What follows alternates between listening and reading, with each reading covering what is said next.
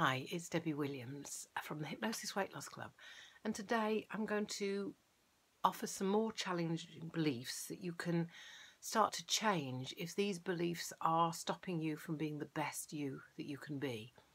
And so just close your eyes for a second, and I want you to hear these affirmations and to see, do you buy into them or not? Do you believe them? So, I like myself. And as you have your eyes closed, just notice, do you? I can build a new lower weight set point now. I have a choice and I make better choices. Now I'm informed and I'm learning new things. My body loves it when I give it natural, healthy foods. My body loves it when I eat just enough to fill my tummy. I find it impossible to put weight on now I've reached my natural weight. See, a naturally lean person will often say, I just cannot put weight on. Whereas somebody who's struggled, they feed themselves with this nonsense. I only have to look at a piece of cake and I put 2 pounds on.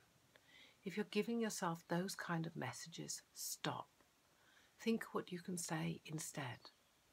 When I was going through a particularly bad struggle, in fact, open your eyes and listen to this one rather than me putting it in your mind. When I was going through a particularly bad struggle years ago with a business I had, I used this metaphor. The light at the end of the tunnel was that of the oncoming train. Now you think about it, that kind of metaphor, what was that creating in my life? A lot more struggle. And it's bad hypnosis.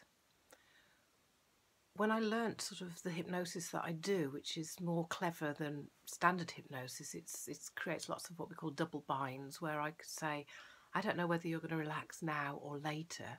There's a presupposition you're going to relax. I just don't know whether it's now or later. And if your conscious mind starts going, I'm not sure I want to relax, then you miss the next suggestion, which could be something along the lines of whether you'll go deeper as you breathe in, pause, big pause, to allow you to breathe in, or as you just let go. With a downward inflection, there's an ambiguity in just let go. Do I mean just let go of the breath, or do I mean just let go of all this nonsense?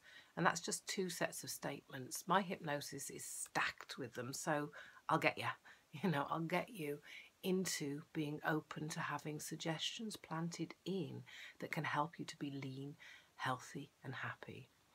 Okay, the challenge for today is to notice some of those limiting beliefs, and maybe let's build our self-esteem by setting a goal of I like myself, and to do it at 5 minutes, 2 minutes in the morning, 1 minute at dinner time, 2 minutes at night, of saying I like myself, I like myself, I like myself, I like myself.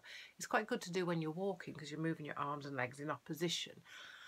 I did this years ago because I had a very sort of low self-esteem. When I was 6, my mom had said to me, after she had this operation, she had ulcerated colitis, Crohn's disease, colostomy bag, and she said at 6 years of age, in a pit of temper, which she had quite often, this is your fault. I wish you'd never been born. This is all your fault, why I'm like this. And she didn't say it like that. It was very venomous. And of course, no wonder I grew up with not much self-esteem. But again, you can have your self-esteem knocked even if you've had wonderful parents, because at school, kids look for difference. They're going to point out, think, oh, you're fat, you're thin, you're tall, you're small, you've got tea leaves on your face, which somebody said to me because I've got freckles, you've gone red, you're black, you're white, you've got glasses on. So all of a sudden, when that finger's pointed at you, the first realization is, I don't fit in, I'm not good enough. And unless you have some beliefs to counteract that, we can grow up with this sense of insecurity. And again, males and females in our society have different pressures. But females, if we look at females throughout the world, quite often they're classed as second-class citizens. And even in our society, a man can sleep around, what a stud.